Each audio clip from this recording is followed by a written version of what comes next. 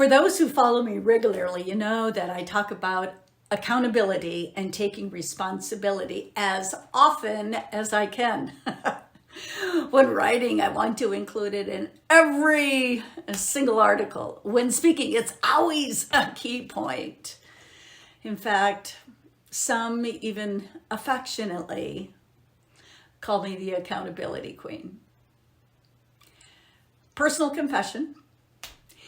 Even as the accountability queen, I know that this is an area that I need to continually challenge myself, especially during difficult times. When things are unpredictable and the way forward seems a little fuzzy, it's easy for me to blame shift. And I know I'm not the only one who feels that way.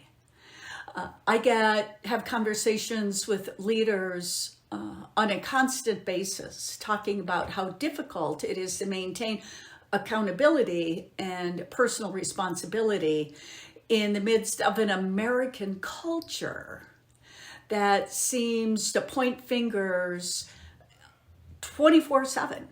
Both social and legacy media have become experts on it.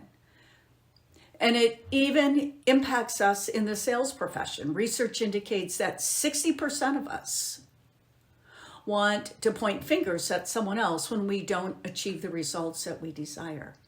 So that's why we're talking about accountability again.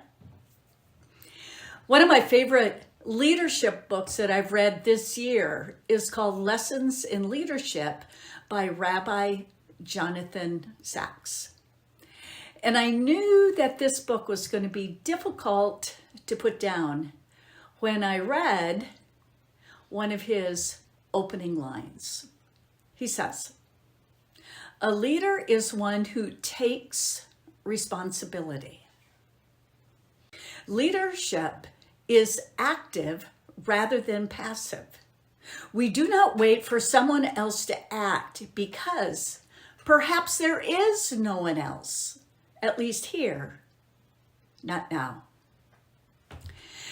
Sacks goes on to talk about responsibility and accountability on 3 different levels that I thought were interesting. The personal level, so personal responsibility, moral responsibility, and then collective responsibility. So I invite you to click on the article below and to explore those 3 areas more in depthly.